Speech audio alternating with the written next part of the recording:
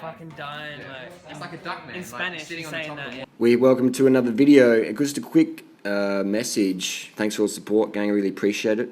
I'm here for all you, gang, and I really fucking love it, man. Just seeing all the cool crews just coming out of the woodwork, giving support. And adversity shows you who your friends are, and it shows you who your haters are. It shows people who are there for you and who people who love to see your demise. So I really appreciate it all, and don't take things too personally. Just use life experiences to keep moving forward. And so here we are riding up Norton Summit. Just Adam's on my left, Adam Vegan Rouleur. He's a strong rider as well, and his new Giant Defy there. We're back of Lotto. You can see Adam just left a frame there. We're going up Norton Summit. This is January 2016. And I just want to say as well, subscribe to my cycling channel. There's a link down below. It's a channel with just 100% cycling. And I post a lot of content on there that's posted nowhere else on YouTube. It's exclusive and it's free. So get on there if you want more cycling tips. If you're in the Chiang Mai Festival with us, or if you're racing bikes, or you want to lose weight, or got any cycling questions, check out my Cycling Tips channel, durianrider Cycling Tips, formerly known as CTFU Cycling. So we're going up Norton Summit here, and you can see that this is the start of the ride. The guys have just finished breakfast. It's probably about 9 o'clock in the day. They normally get up at maybe 6 or 7. They have a big breakfast. They sort of, talk a bit of shit at the hotel. Then they jump on their bikes, and it's pretty leisurely. The wattage we're doing now, probably about 3 watts per kilo. Pretty cash. We're just cruising along. The cadence is, you see I'm getting out of the saddle there? The camera's a bit wonky. No gimbal. By getting out the saddle, we can sort of give your saddle area a bit of a break. You can minimise pressure, so often you can just sort of get out the saddle. And I've been doing a few miles that week, so I had a few saddle sore. So as you start the ride, you're sort of a little bit tender, and just getting out the saddle a bit more can be good. And when you get out the saddle, you shift it into a harder gear, and it's just a bit easier to ride out the saddle. And you look at the right and the left. Look at that. See the saddle wigging out, left to right, left, right, left, right. His upper body is pretty stable, and only the bike moves, because it's a lot easier to move your bike, which is 7 kilos, 10 kilos, 12 kilos, than your body, which is 50 to 100 kilos. So always wag the saddle side to side, just like the pros do. All right, so there you go. And what's the best way to climb? In the saddle, obviously. But getting out the saddle, you can sort of practice your technique, because it is important to learn how to ride out the saddle. I never recommend sprinting out the saddle unless you're a sprinter, because the risks of your chain slipping or your gears slipping, you're going to go over the bars, and you're probably going to break your collarbone. You're probably going to smash some teeth. You're probably going to fucking hurt. So if you have to accelerate, shift it down to an easier gear, and just spin it up like Chris Froome does. Avoid getting out the saddle at high speed with high power on the pedals. You can get out the saddle and sort of dance in the pedals a bit, but if you're going from the traffic lights or whatever, you're better off staying in the saddle and having an easy gear. So when you pull up to the lights, shift it down to an easy gear, and then you can spin off the lights in an easy gear, just like in a car. Just put it down the first and spin off the lights in the saddle. I remember one time I got off the lights, out the saddle, just stomping it. My chain slipped. I crashed over the bars, and luckily the car behind me was paying attention. They stopped. But I learnt my lesson is, if you're going to accelerate in the saddle. Chris Froome does it, and I can attack at 800 watts in the saddle. So in the saddle, spinning is actually a better way to do it. If you're pushing 2,000 watts, 1,500 watts, then yeah, you need to go out the saddle. But just be aware the risks of pumping big power out the saddle is you're going to crash eventually. Something's going to slip. Your chain slips, or your pedal slips, and you're going to go over the bars. And you can avoid that. You don't have to get out the saddle to put power down. Just stay in the saddle, spin it up. And when you get out the saddle, you're pedaling lightly. So never accelerate out the saddle. In the saddle is best, safest. And unless you're racing A grade, you don't need to get out the saddle just to put the power down. Just stay in the saddle, spin it. So we're going up Norton Summit here with the pros, Belgium team, Lotto. And see the guys, they're lean, they're slim, but they're not shredded. A lot of cyclists focus on being shredded, and maybe for the Tour de France you need that, or a big race, but otherwise no pro cyclist stays absolutely shredded all year long. I mean, most of them stay pretty lean, and there's guys like Tim Rowe, the vegan, the natty, he is fucking like as lean as Chris Froome, probably lighter than Chris Froome all year long, but Tim eats a very clean vegan diet. So as long as you're slim, That's close enough. Then we got Adam Air on his defied disc brakes. There's a lot of controversy about the disc brakes now in the pro peloton. They're banned because there's some crashes and some injuries. I think disc brakes are really good. I've got a few disc brake bikes. I've got 3 hydro disc road bikes, and 3, 4. I think it's just 3. No, hang on, I can't even remember. I've got a few, but the power is fantastic. And Friedli's got her disc brake road bike, and she really likes it. So hydro discs, really good. If you can afford it, then I definitely would recommend the disc brakes, especially in wet weather conditions. If you're racing, you don't need disc brakes, but for commuting, they definitely offer more stopping power. They're not safer. They you just got better braking in all conditions, which I guess that could be safer. But it can give you more confidence on the long descents or steep descents, especially if you're a new rider. And if you're an experienced rider, hydraulic disc brakes can offer you less hand fatigue when you're doing things like Everesting or all-day epic climbs and downhills. Your hands just don't fatigue as much. So if you're a new rider, they can minimise fatigue. And if you're an experienced rider, they can also minimise fatigue. And here's a team car pulling up alongside. They give the guys like water bottles, a bit of direction, a bit of structure for the day. And you can see we're just dawdling up here. We probably did Norton Summit that day, maybe in 17 minutes 30. Freely's best time, I think, is 15 minutes 50. So these guys went up slower. The Tour de France team went slower than Freely Banana Girl. And that's a lot of people think the pros train hardcore. When they start doing the intervals, yeah, then they swap off and it's pretty full gas. But I've never seen, I shouldn't say never, I'd say I've been training with pro riders in Tour Down Under, just sitting on the back, observing, doing 100k rides, 200k rides, hard rides, easy rides, and I've been doing that since 2003. So in 13 years of training with the pros, eating with them, etc., just being a fly on the wall, I've maybe seen 3 occasions when riders went full gas. Maybe 4 occasions, like full gas. The first one was Luis Sanchez. He did a massive attack on Wollonga Hill, just dropped his whole team, and only he did the interval. Another time was Richie Port and Philip Denyang up Corkscrew Road. They went full gas, dropped the rest of us, pushing big power. And then there was a time with the Quick Step. They did a lead-out train, full gas. And other than that, that's the only time I've seen them really hit it hard. But even the lead-out train, that's only like a 30-second sprint. They sort of swap off turns. But in terms of climbing at full tilt, is very, very, very, very rare. But they do a lot of tempo work.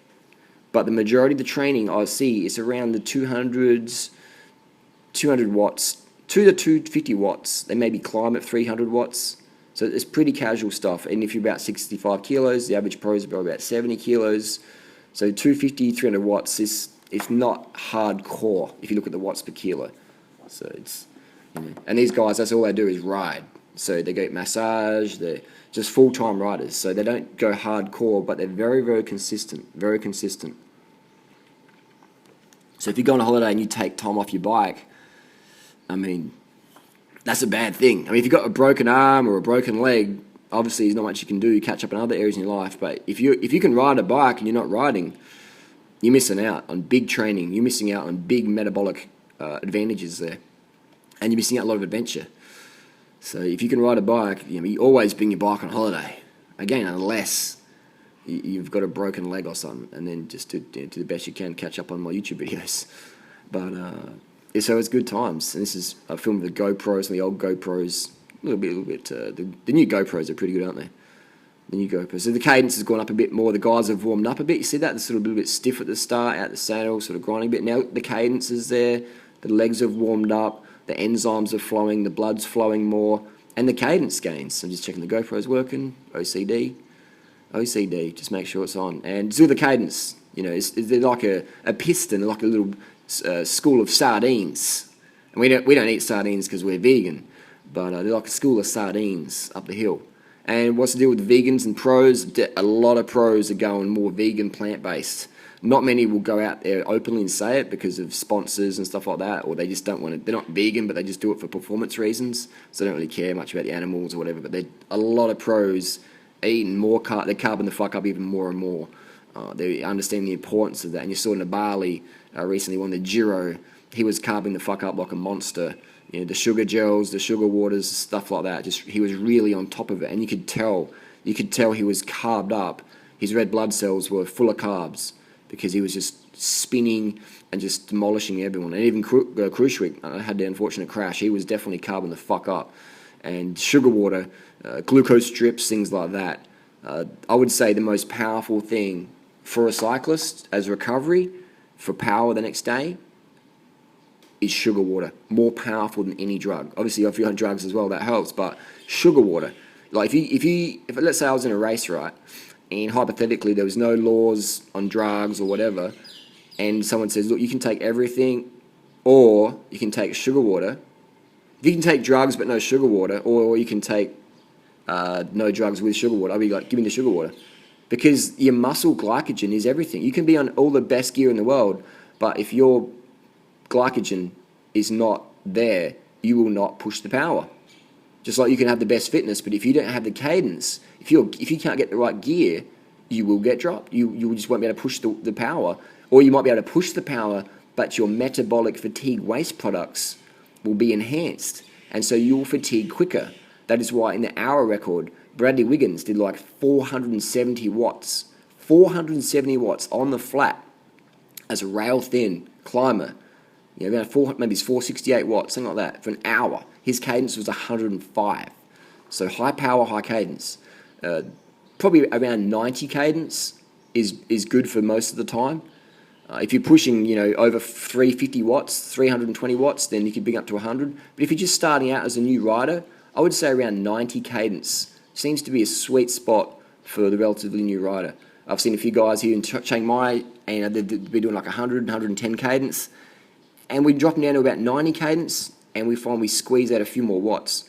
Why is that? I think, well, when you're doing a high cadence, often to get the breathing sync, it's a bit harder because you're sort of like your legs are spinning so fast. If you're not used to it, it can be harder to breathe. But once you get more progressed and train that high cadence, your breathing becomes easier, more relaxed. So I say it's like swimming. You chuck me in a pool, I can't swim for shit. My breathing's all out of sync, and I gasp, I get out of air. But I'm sure I could learn it. So I would say if you're a new rider, stick with me around 90 cadence, 85 to 95, and go from there. And just do your little time trials. Use your power meter, use your cadence, and just monitor it. Monitor it. Upload to Strava, and then see what you did on that Strava segment. Do your time trials. Go full gas at 100 cadence, or go full gas at 90 cadence, and see what works for you. What works for you. And I find if you're more of a new rider, you probably be better off with 90 cadence, and then go from there. But I really enjoy seeing everyone's just like getting on the cadence wagon and really getting onto it. Even in the Dauphiné recently, in the prologue, you see Chris Froome's cadence. Even still, he was getting bogged down a bit on some of the climbs. He was limited by Shimano's poor gear ratios. He maybe only had a 34, 32, and it wasn't enough on those steep sections. And Contador won.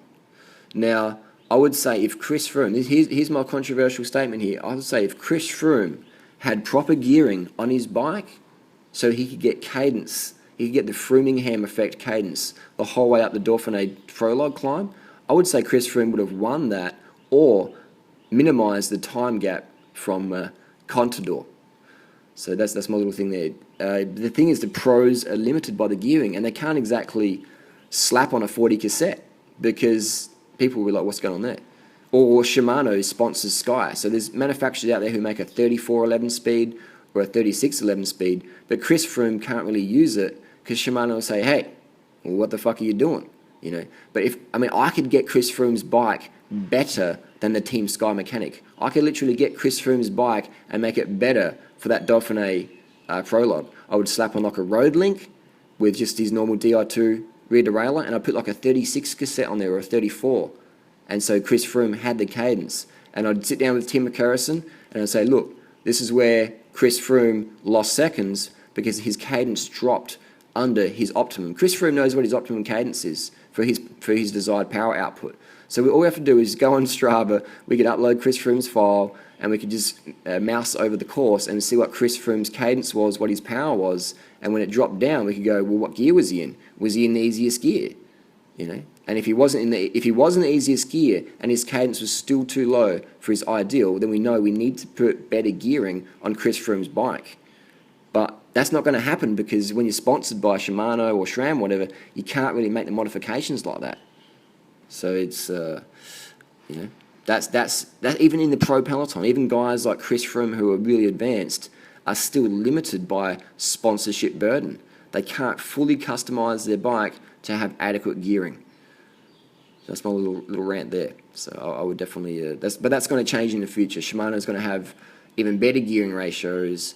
I mean, right now we're putting 40 cassettes on bikes. We're putting 40 cassettes on bikes, and we're getting people doing fucking epic shit with 40 cassettes.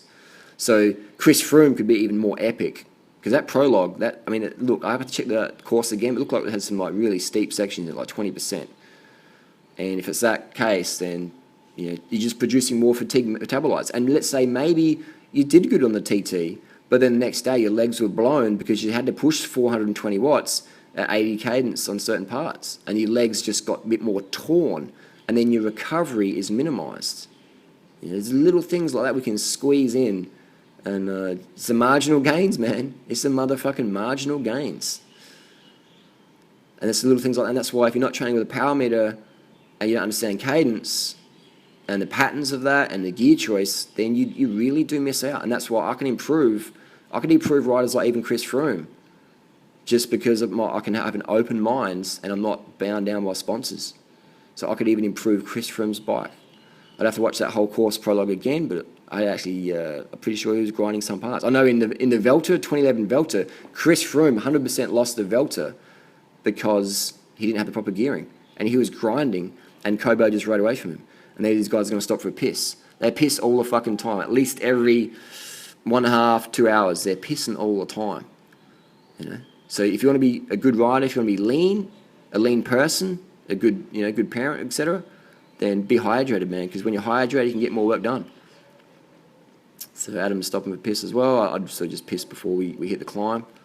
But stay hydrated, stay carved up. If you got any questions down below, let us know. Subscribe to my cycling channel. Links down below. Thanks for watching. Thanks for your support.